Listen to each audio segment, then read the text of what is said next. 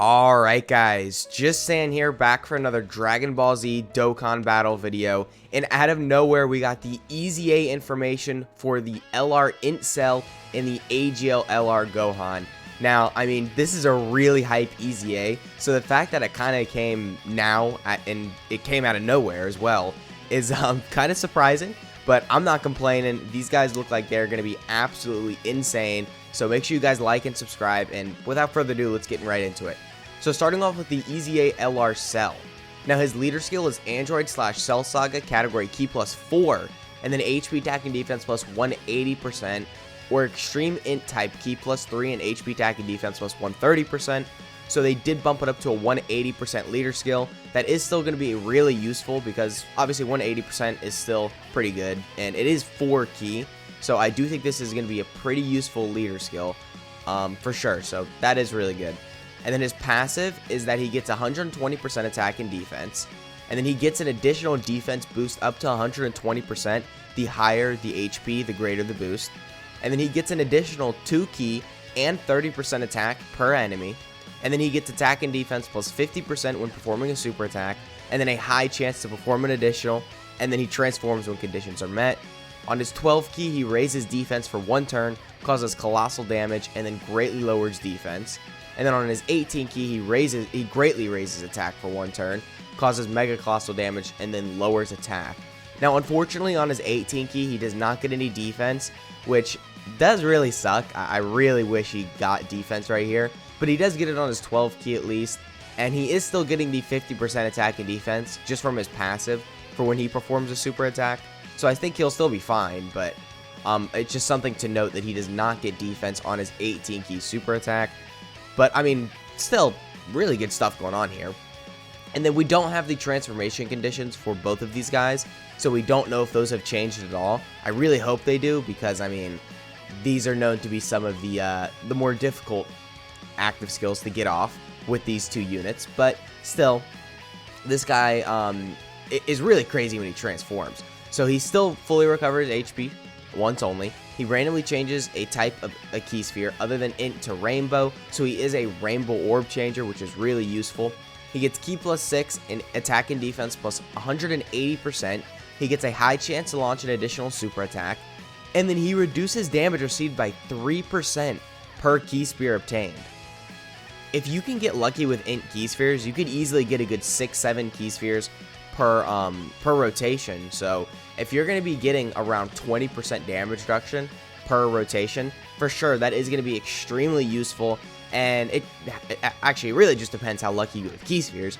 You could get insanely lucky and get, like, you know, I guess you could orb change and get like 20 key spheres as well, but you could get lucky and get like a good 15, 16, 17, and then the damage reduction really does start to get high. And then he gets an additional attack and defense plus 30% when attacking. If he collected 4 or more key spheres, he gets an additional attack and defense plus 40% when attacking. If he collected 6 or more key spheres, he gets an additional attack and defense plus 50% when attacking. So he gets 50% attack he gets 50% attack and defense when attacking if collecting 8 or more key spheres, and then he gets an additional attack plus 100% and high chance to perform a critical hit in the turn when the active skill is launched or when key is 24. So, I mean, he is getting that guaranteed crit on his active skill as well, which is really nice. That's just going to make it hit harder. I mean, they do that with a lot of units now. But on his 12 key, he greatly raises defense for 1 turn and then causes mega colossal damage to enemy and massively lowers defense. And then on his 18 key, he greatly raises attack and defense for 1 turn, causes mega colossal damage, and greatly lowers attack and defense. So he is greatly lowering attack as well, which is extremely useful. And a lot of events where you can lower attack because that is a very big attack debuff. However, I don't really know if you'll have it in like Super Battle Road and stuff because I would say that's where this is most useful. It really all depends if they've changed his active skill condition. But anyway, getting into the Gohan, his leader skill is Kamehameha category Key plus 3 and HP attack and defense plus 180%, or Super AGL type Key plus 3 and HP attack and defense plus 130%. So, I mean, this is a really good leader skill as well. Unfortunately, they didn't bump up the Gohan's leader skill to category Key plus 4, unlike the Cell, who they did give him Key plus 4. And I'm pretty sure he even had the 4 key before his EZA, but I feel like they should have just gone up to 4 ki just to match the cell, but I mean, I guess it is what it is. But anyway, this guy's passive is that he gets 150% attack and defense. He gets 2 ki plus an additional attack and defense plus 20% at the start of each turn, up to ki plus 8, and then attack and defense plus 80%. So, I mean, they did bump that up a good bit, and I mean, this guy will get built up really quick. It'll only take him, what, 4 rotations to be fully built up, so for sure that is pretty good. And then he gets, whoa, he gets guard activated against all attacks and a high chance to launch an additional super if HP is 58% or higher at the start of the turn. Okay, so he's stacking and he's guarding if HP is 58% or less, and he has the additionals, so if you can get multiple supers within a turn, oh yeah, this guy could get crazy. This guy is going to be crazy. Okay. And then he has a high chance to perform a critical hit if there's an android category enemy. I mean, yeah, really good passive. The guard stands out to me. I think this could make him extremely good. Now, on his 12 ki, he raises defense and then causes colossal damage and lowers attack. So, I mean, the lowering of attack is nice. And on his 18 ki, he greatly raises defense. Or no, my bad. He just raises defense normally. So his 18 and 12 ki are the same in terms of how much defense he get. And then he causes mega colossal damage and then greatly lowers attack. So, I mean, that 50% attack debuff is really nice as well. And then getting into this guy when he's transformed. Now, once again, we don't know if the condition for it has changed at all. I think we will get that revealed soon when the data download drops. And I really hope they changed it just so we could see this more often. But again, we'll see when the data download comes along. But anyway, so starting off with this passive, he changes Tech Key Spheres into AGL Key Spheres for 4 turns from first appearance.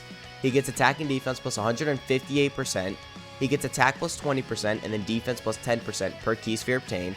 He gets an additional Key plus 1 per Key Sphere obtained.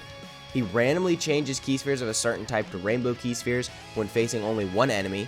He launches an additional super attack when facing multiple enemies.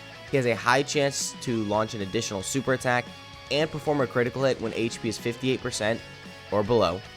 If Super Saiyan Goku is attacking in the same turn, he gets an additional 59% attack when performing an Ultra Super attack, and if HP is 59% or higher, he performs an additional super attack after performing an Ultra Super attack.